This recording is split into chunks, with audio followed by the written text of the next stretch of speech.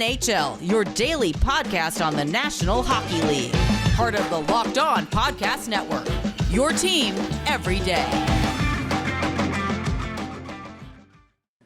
Thanks for making Locked On NHL your first listen. We are free and available on all platforms. Joe DiBiase from the Locked On Sabres podcast, joined by Mike Distefano of the Locked On Leafs podcast. I'm here at my WGR studios in Buffalo, not my typical backdrop.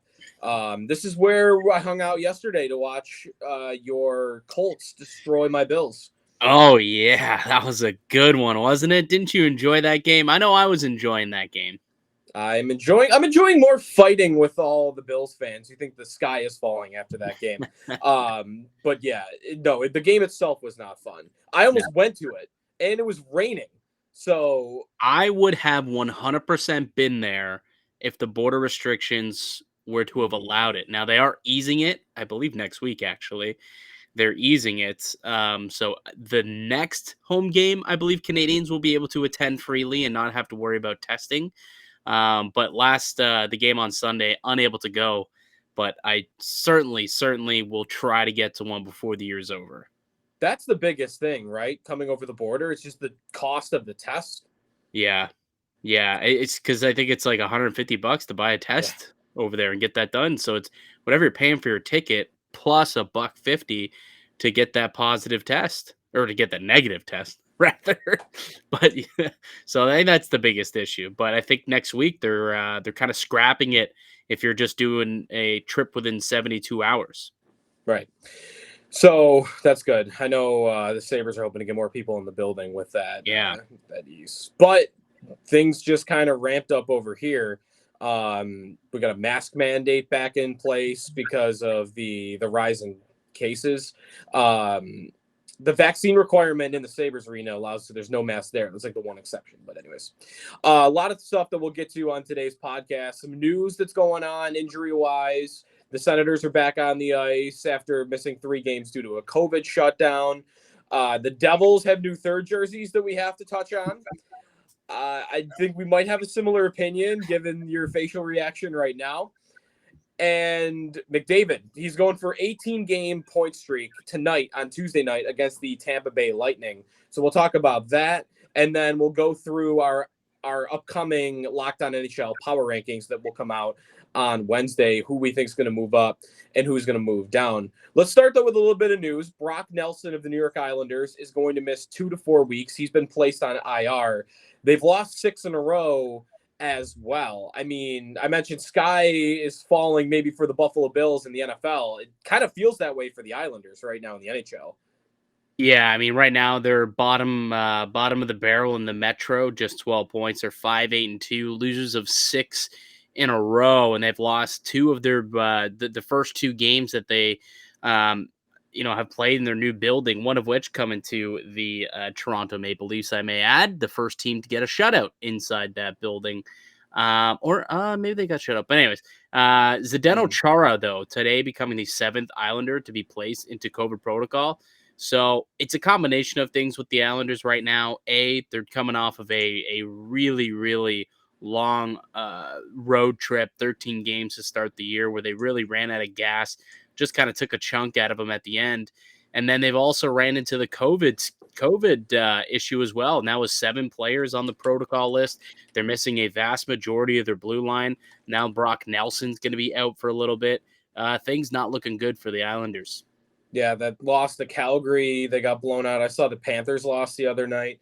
That was last week where they lost 6-1. I mean, they're losing games by multiple goals. They're not even really close. The last 1-goal game, actually, that they played was October 30th against the Predators. Wow. I mean, that's almost a month where they not only haven't won, where they haven't even lost by only 1 goal. I think they'll get back on track at some point this season, but how tight the Metro is, and like kind of how you were leading into here, if you misstep early on, you might not be able to make up that ground. Yeah, that's another thing too. They're in probably the toughest division in hockey. Like every single one of those teams are looks like they can compete for a playoff spot. Even the team that I wasn't really expecting to do much of anything in the Columbus Blue Jackets have been rather competitive. Elvis Merzlikins doing his thing, and, a couple of their players are stepping up big for him. And if they fall into too much of a hole early on, I mean, it's coming up to that point where we always say around American Thanksgiving is when things start to settle in and you could start to kind of see where things are going to go for the year. It's not going very well for the New York Islanders, but take a look at the names that are currently on the COVID list. So you got Josh Bailey, Anders Lee, Kiefer Bellows, Ross Johnston, Adam Pelech, Andy Green, and now they're also adding Zdeno Chara to the list as well. I know that Ryan Pulock was also not available for the game against the Maple Leafs the other night. They got a couple injuries as well. We already talked about the Nelson one. So it's just a lot of bad that's hitting the Islanders right now all at once. Yeah. Before we get into the Devils and their jerseys, in which we will do that as we kind of stick in the Metro before we get to other stuff, I want to remind you that this podcast is brought to you by Bet Online. It's Thanksgiving. We all know what that means. Football, and nothing goes better with football than turkey and betting. Bet Online has you covered all holiday season. More props, odds, and lines than ever before. BetOnline remains your number one spot for all the sports action this Thanksgiving. Head to their new updated desktop or mobile website to sign up today and receive your 50% welcome bonus with the promo code LOCKEDON to receive your bonus. BetOnline, the fastest and easiest way to bet all your favorite sports. BetOnline, we are stuffed with deals this Thanksgiving. What is Thanksgiving to Canadians? What is U.S. Thanksgiving to Canadians? Anything? It's Thursday. Thursday. There's football on a Thursday. It's a Thursday full of football, and there's a lot of real solid deals to be had in the stores. You can get your Christmas shopping done. But nah, man, I've always said this, and I think every Canadian will tell you this, that the Americans do Thanksgiving way better than Canadians. Like, it's a full 4-day event. And, you get the full 2 days off, the Thursday, then the Friday, and then you got a couple of days to recover. And it's just a fantastic holiday. I've got some American family. I've done the American Thanksgiving a couple of times. Obviously won't be able to travel over there to do it this year, but happy Thanksgiving to you and to all the American listeners out there. Cause I'm sure it'll be a fun time. What's your Thanksgiving Day tradition for you and your family? Usually it is, so with me and a bunch of buddies, we get together early in the morning and we have a kind of a turkey bowl pickup football game. Hang on. Before you even get to Thanksgiving Day, sure. Tomorrow night are the buddies hitting the bar. I should have started there. Yeah, that is like the best night to go out of the year. Absolutely, that's the best night to go out of the year. Oh, because everybody's back. Yeah. Everybody's in town. Like, I've got a friend that just is actually getting in about an hour that I'm excited to see. One of my best buddies who hasn't been in for about a year, and he comes in for Thanksgiving. So yeah, Wednesday night is just, you go out on the town and you're seeing people that you haven't seen in years because everyone's come home for family. Oh, yeah. So you're right. It's a reunion. It's a reunion every year. It's a reunion. Right. So thank you for backtracking to that, because that's the beginning and it's super fun. So I guess if you haven't gone too hard on Wednesday night, Thursday morning is football with your friends so for me, it's at my old high school turf, but wherever guys play. Then I usually have like almost like a Thanksgiving lunch, because you have multiple families, like your mom's side, your dad's side, you kind of got to split it up. So, all right, we have one Thanksgiving dinner at like noon or 1 o'clock more so. And then you've got another Thanksgiving dinner at like 5 o'clock. So by 7, 8, like you're out. You're zonked out. Maybe you take a couple hour nap and you go out for Black Friday shopping. I think that's kind of what you're saying is like Canadians is kind of a Black Friday for 3 days. Yeah, essentially. But then this year throws a little wrinkle to it for you because you got the Bills game for Thursday night. I was going to say this year for me specifically, all that's thrown out the window. I'm going to end up playing football. I'm going out Wednesday night, and I will do one meal at 1 o'clock. So I'm still getting some of that awesome food in, but I've got to be in for Bills coverage at about 6. And then I'm here until like midnight, just hanging out, watching the game. And then I'm working Friday too, because it's game day after the game and we're doing shows. So, right, I'm like one of the few people in America that has to work not only Friday but also Thursday. So yeah. Is there even any hockey on Thursday? Let me quick. I'm sure there is, but no, I don't think so. Smart, they wouldn't play. I'm just checking it now. There's There Friday are games. no hockey games on Thursday. Smart. Yeah. No hockey games on Thursday. They say, you know what? We're surrendering this day to football. And that is exactly what Thanksgiving is all about. Now, I saw ESPN promoting like Thanksgiving hockey, but it was for Friday afternoon.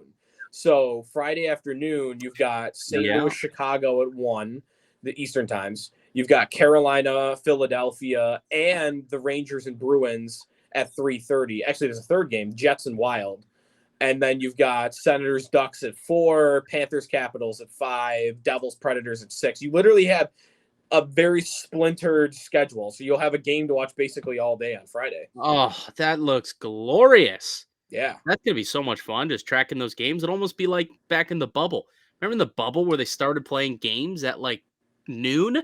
Yes. It was awesome. You just literally had hockey from like all afternoon. It was fantastic. So looks like Friday we'll get a little bit of treat where we get to watch a bunch of hockey Friday all day long. It's going to be pretty fun. And hey, you make a couple of bucks over at betonline.ag too. Lots of opportunities with lots of games. This was all a BetOnline promo, by the way, the last 5 minutes here. I think that's the best promo they've ever received. I just want to put that out there. Yeah. What are the New Jersey Devils doing? Dude. What are they doing?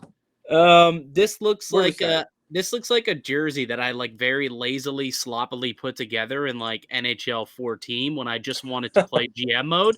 And they're like, oh, gotta go through the creation zone, create a jersey.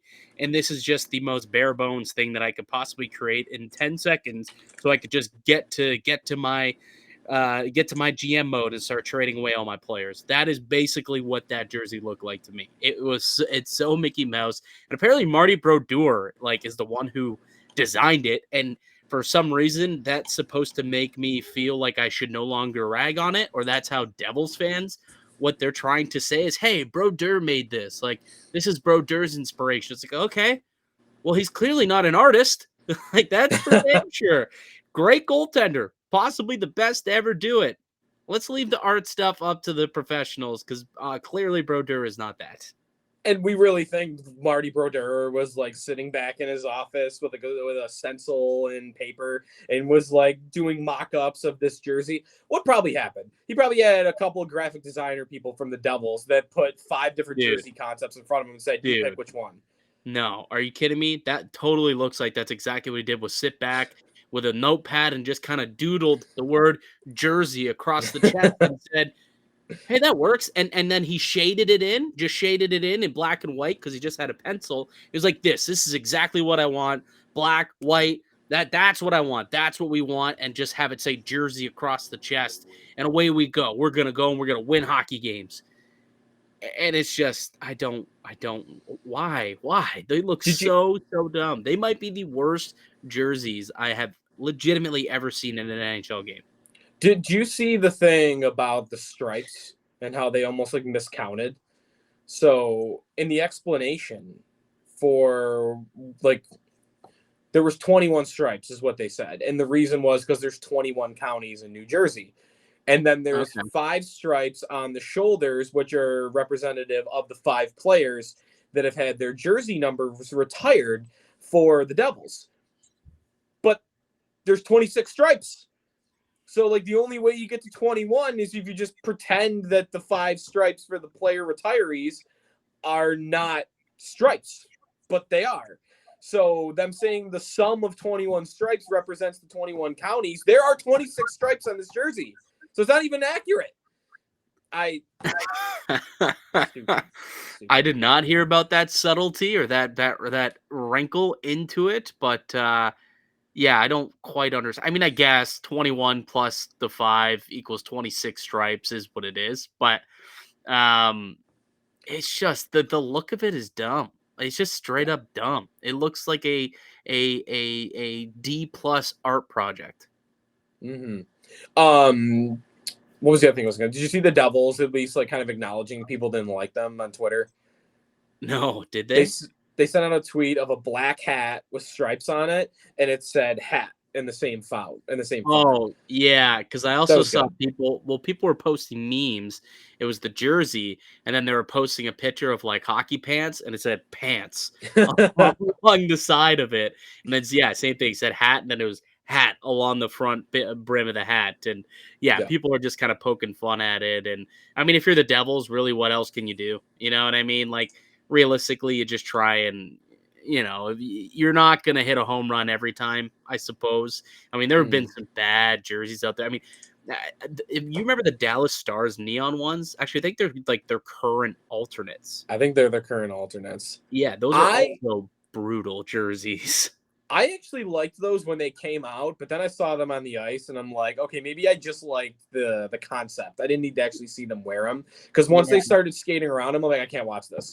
You know who else has a brutal third jersey? Hmm. The the Vancouver Canucks. So what makes it brutal? So it's the one. It's blue and green, and then it's got the rink with the stick in it, right? So it's got that logo. Yeah. But the problem that I have with it is the green striping that they have along the arm and along the body. There's no piping on it. So it just bleeds from like blue to green back to green. It looks like something from Sport Check or Canadian Tire. Like something you would pick up at Dick's Sporting Goods and wear it to your beer league game. And these are NHL jerseys. I think it's so dumb. Yeah, it does look weird. I don't think I've ever noticed these before. But you're right. Why is there no like white piping anywhere or something? It's legitimately something that you pick up at Dick's Sporting Goods and Yeah. you go and you wear at your local rink. That's your 9 p.m. beer hour jersey. That's what that is. It looks like the Walmart knockoff of the jersey. It's Yeah, like $30. That's like clearly not the real jersey. That's what it looks like. exactly. Canadian Tire, which Canadian Tire. they don't have those in No, is that what that is? in the States, but like, yeah, that is legitimately the stuff that you see at Okay. Canadian Tire. I literally thought when you said Canadian Tire that was like a tire store. This is how out of touch I am with like Canadian commerce. Canadian. I don't even know how to explain Canadian Tire to an American. Like they have go ahead. legitimately everything there, including an automotive place, which is I think what it started out as, but it's also, Okay. you could buy everything. I don't know. It's kind of a jack of all trades. Is it like a Walmart with automotive stuff? Kind of, but it doesn't have like as many things. Like it's not a grocer. They don't have, as many items, but it's somewhat similar to some of the stuff that they stock. Like they don't have a full electronics department, but like you could buy a 42-inch TV there. They don't have a full on toy department, but you could buy some, water guns or like blow up pools or whatever. Like there's some random things that you can get Okay. there. It's just not extravagant, but I really don't know how to actually compare it to any store that I've been in the United States, to be quite honest with you. All right. That's It's fine. it's kind of a thing. But they do have the thing called like hockey. They're really big into like community sports and community hockey specifically.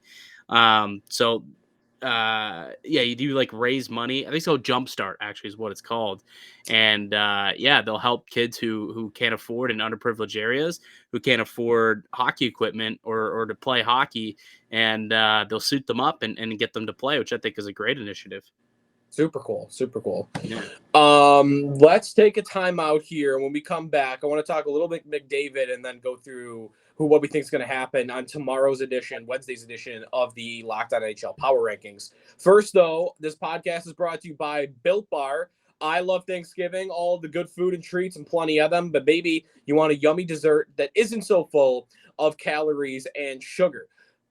Feast on something delicious and feel good about it. One slice of pie has upwards of 300 calories, and that is on the low end. Most Built Bars are only 130 calories and only 4 grams of sugar with plenty of protein. Low calorie, low carb, low fat, high protein, covered in 100% real chocolate. New surprises all month. Limited flavors arriving at Built.com regularly, so check out the site often. And there's nothing like a Built Bar Black Friday. Mark your calendar because Black Friday will be a huge event with all kinds of surprises. Go to Built.com, use the promo code LOCKED15, and you'll get 15% off your order. Use the promo code LOCKED15 for 15% off at Built.com. Joe DiBiase, Mike Distefano here on the Locked On NHL podcast. Connor McDavid tonight, so this is Tuesday night, 8:30 against the Tampa Bay Lightning is going for an 18-game point streak. Troy Terry just had a 16-game point streak ended, by the way. But I think we know how great McDavid is at this point. I'm starting to think about the potential for his legacy, like way down the road. And I wonder, like Mike, we'll talk about the point streak here too. I'm wondering, can he just be this good for so long and be considered like this is the guy, this is the best player in hockey, one of the best of all time, without having that winning come in the playoffs? Because it's almost becoming a regularity that he's this good during the regular season. Yeah, I don't like you're suggesting that. Like, what are you suggesting? Sorry, kind of explain that question again. Like that Kind of like he at can what still be the point, GOAT, but never have playoff success. I guess, yeah, can he be in that Gretzky, Lemieux, Crosby territory if he doesn't have the postseason success? Like, at what point do we start saying he needs that cup to legitimize his legacy? A little bit, like slightly, he'll need it. I think, but hockey's kind of like an ultimate team sport, and if they don't build a team around him, like that's not his fault, right? And that's Right. kind of sometimes when you see some guys go around the league and they start chasing a cup, trying to find something later in their career. But when it comes to McDavid, I hope that they find success and they win a cup in Edmonton. I hope that's the case. I don't necessarily think he'll need it to be solidified as one of the greats, especially since he's going to own a lot of records when all said and done in the NHL. But I think eventually the success will come. Does that mean he needs to win a Stanley Cup? I don't think so. I think there are plenty of players who, have never won a Stanley Cup, but are known as, some of the best to ever play. Whether it's hockey, whether it's football, basketball, whatever it is. I don't think a championship is extremely necessary in a team sport. But, at some point, we kind of saw this with Ovechkin. There was some people who weren't all in on calling this guy like one of the best of all time until he won that Stanley Cup. And then it was like, okay, Ovechkin and Crosby are back on an even playing field, where for a while there, Crosby had pulled away from Ovi. And now that you see the goal scoring of him keep up and the fact that he won a Stanley Cup finally, now they're kind of back, somewhat even, I would say. And that's purely because Ovi finally won. He finally had that postseason success. So it does matter a little bit, but I don't think it's going to preclude him from being amongst the greatest of all time. So McDavid, with a point, would become just the 6th player ever to begin a season with an 18-game point streak. Marcel Dion, Bill Cowley, Danny Heatley, Matt Sundin, Wayne Gretzky did it twice, and he has the record with a 51-game point streak to open the 1983-84 season. Didn't Patrick Kane have some stupid streak? Like, was it the lockout year when they came back from the lockout? I feel like it wasn't the start of season, but I think you're right. Maybe like a 32-game point streak or something like that season. Maybe it wasn't to start the year, but it was crazy. 26. It ended at 26. That was the longest since 92-93. That's wild. Yeah. So also, by the way, if McDavid does get an assist, that will be the 4th fastest anyone in NHL history has gotten to 400 assists. And I saw a chart the other day of point trajectory through a career, and it was weighted by the era in which they played in. And McDavid was 2nd all time to Gretzky. Lemieux was 3rd. I think Crosby was 4th. I think maybe the biggest difference between McDavid and Crosby, because I think they're about the same in how quickly they got to 400 assists, was when Crosby's first couple of seasons, scoring was way up compared to where it is right now with all the power plays we saw coming out of the 05-06 lockout or 04-05 lockout. So just all of this, what is this? It's just a point to show how incredible Connor McDavid is as a player. And he's box office. Yes. So. We were just talking about jerseys a minute ago. There's some breaking news as of the recording of this. Canada put out their official Olympic jerseys today. They just They just put them out. I just sent it to you on Twitter. If you want to go take a little peek-see at them, and give me your first impressions on these. All right, so let's see. Home jersey, we've got all red and black. There's no white on this jersey. The only white on this jersey is the Nike logo on the pants. Gray piping on the Leaf logo for those who haven't seen it yet, but go look it up if you're listening to us right now. The white jerseys are so clean, so sharp. And then the alternate black jerseys are pretty cool too. I guess my biggest curiosity is, why is the leaf shape the way it is? Or am I overanalyzing here? It looks like a starfish almost, or a shell. A seashell. It looks like it looks like Starmie, the Pokemon Starmie. That's what it looks like right now, to be honest. Who's gonna be the first to tweet that? I'll leave that for you because you're so right. Looks like Starmie. Yeah, I should. I should definitely retweet that and say that. I like the white one the best.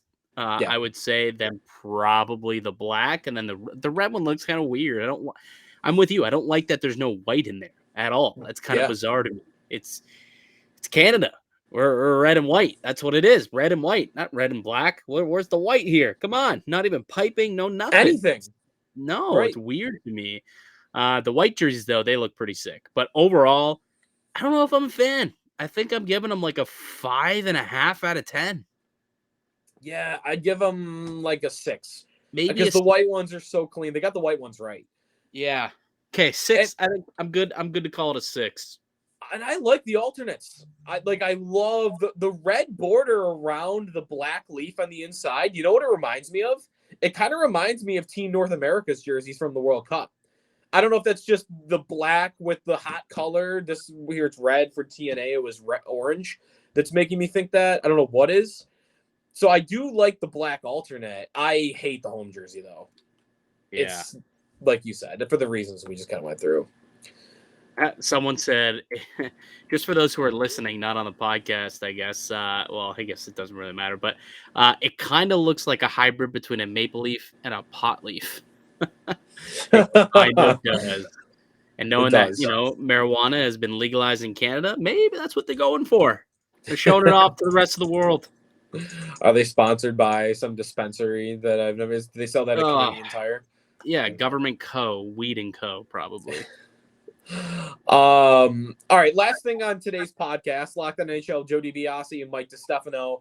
Our Locked On NHL Power Rankings will come out Wednesday afternoon.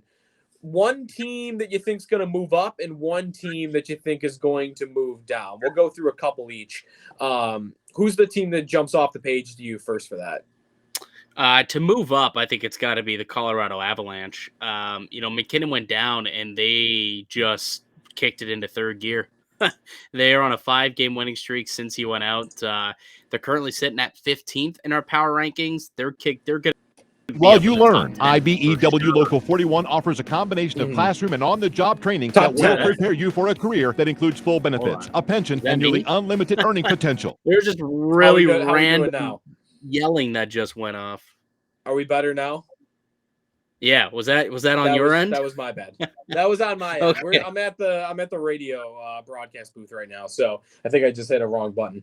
No worries. But anyways, we're back on track. So you said top 10, you think? Yeah, I think they're definitely gonna rock it up into the top 10. The way that they're playing right now, I think they're certainly deserving of it. And to me, I know that I picked them as my Stanley Cup favorite going into the year, and the fact that they are currently at 15.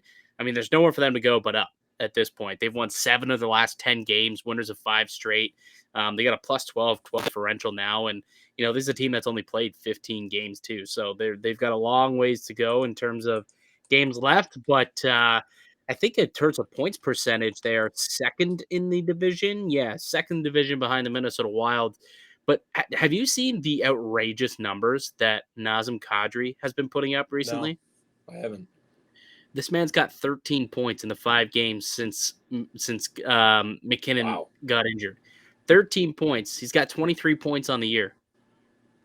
He's on pace for 127 points. That's incredible. I say he does it. I say he does it too. Lock it down. Where's that bet? Where can we get that prop at BetOnline? Come on, BetOnline. Set that over under. Yeah, let's get it. But he's been incredible. He's been honestly playing some good hockey, filling in for McKinnon. But I think for sure the Colorado Avalanche for me are a team that's going to rocket up these rankings. And then another team I think is probably going to shoot up. The Golden Knights are sitting at 19. Yeah. They got Mark Stone back healthy. Alex Pietrangelo is playing better than when he started the season. They've won 7 of their last 10. And they're not just getting the results. They were being, even when their record was close to 500 to start the season, they were getting dominated by opposing teams. And Robin Lehner was really the big reason why their record was the way it was. But they are back to, they're outplaying teams. They're generating scoring chances. And they're still not near full health. Pacioretty's not back. Obviously, Eichel is a ways away from returning. They've also got Will Carlson that is still out. Marcia Show is out. So they're waiting on guys. But they're at 19. Jack Eichel. I said Eichel, didn't I? I said Eichel is out for a while. Okay, I thought you just said. I just heard Marcia. So, but yes. I thought I said obviously Eichel is out for a while, but maybe you're right. Okay. Maybe I just skipped over that subconsciously.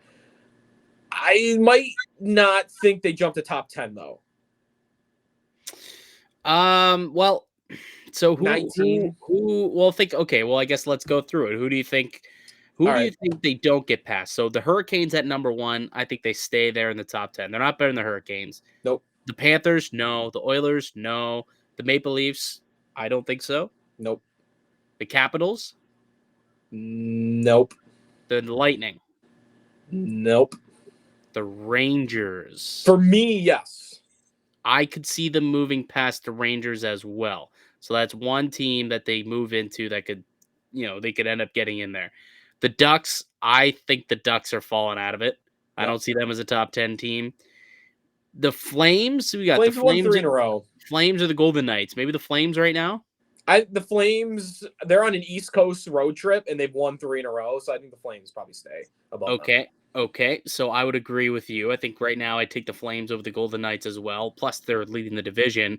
Yeah. What about the Jets? I could see them above the Jets. Okay, so as of now, you have the Knights in 8th. Mm-hmm. Yeah, right now you have them in 8th. What about the Wild? Wild, I would have above them. Okay, so you have them in 9th place. What about the Blues? Above the Blues. What about the Avalanche? No, the Avalanche. So they're at 10th. Okay, so I'm already right there. Bruins or Flyers? Bruins, yes. Flyers, no. But I guess that means they're outside my top 10. So you put them in your 11th then, yes. So they would be outside of your top 10. Yeah, that's where they'd be for me right now. Okay. That's still a jump of 8 spots. Right. If that's what happens. Yeah, I could see that. In doing that exercise, you mentioned the Ducks falling out of it. They're going to fall really far, don't you think? Yeah, I think so. I'm not even sure why they were ranked as the 8th best team in the NHL. Like, yeah, they went on a good streak, but I don't know what we were thinking that they were a top 10 team. And maybe it's just the way that I rank them. Like, I kind of rank them as an overall for the most part, and then I tinker based on how they're doing right now. So overall, I can't stomach having the Ducks as a top 10 team in the league, despite a really, really solid play. I think they had won like 8 or something like that in a row at one point.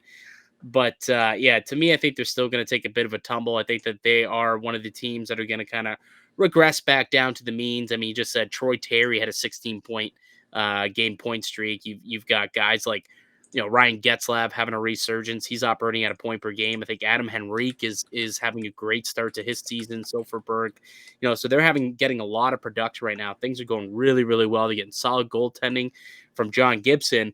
But once things kind of start to fizzle out a little bit and the kids start to, kids who haven't played full NHL seasons yet, I think this is a team that could start to fall, and I think they could start to falter pretty quick. So I see them falling out of the top 10 and falling a little bit here in our rankings. And then one other team let's talk about here. They have lost 4 in a row. 2 of which, no, the last one was in overtime. So they got a point. They've lost to the Coyotes, they lost to the Hurricanes, the Capitals, and the Jets, and that is the LA Kings. Last week, they were at 16 in our power rankings. I'm not sure they're going to fall off the cliff here. I don't think they're going too far down, but I could see them past 20. Like get them. Really? You think they fall that far? I would say like 4 or 5 spots is within range for them. Yeah, yeah, around there, around 20. I think I could see that too, but I certainly believe that they're one of the teams who, if I had to place a wager on one of these teams who's going to fall, I think the Kings are going to be one of those teams. Like you said, they had rocketed up to 16th, but that was on the heels of a 6-game winning streak, if I'm not mistaken. They were playing some really good hockey at one point, but since then, like you said, they've lost 4 in a row. So, the LA Kings, and they've got the Toronto Maple Leafs tomorrow. So, it's a tough game that they're going to have to go up against the Leafs. So it could end up being 5 in a row. Although, now that I said that, probably jinxed them. But regardless, I think the Kings are definitely a bottom half team. 16's a little bit too rich, a little bit too high for me. They're still really young. They've got better days ahead of them. But for now, I would say they're probably in the range of like 19 to 25. All right. That's, yeah, sure. That is going to do it though for us. So be sure to check out our Locked On NHL Power Rankings tomorrow, and they'll talk about it on tomorrow's show. If you're looking for those, it'll be at Locked On Network. But I know I'll be retweeting them. I'm sure Mike and a lot of our podcast accounts will be reacting on social media. So if you're looking for it before then, that's where you can do that. I'll be back Friday with Rachel Donner. I was not here last Friday. Mike, thank you for stepping up there.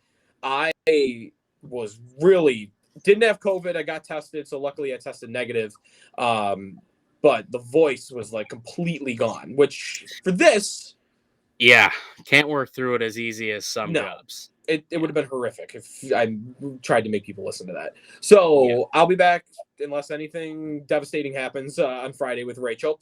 And then me and Mike will be back next Tuesday. Talk more hockey here on the Locked On NHL podcast. DiBiase, Mike Distefano. Thanks for making us your first listen every day. We're free and available on all platforms.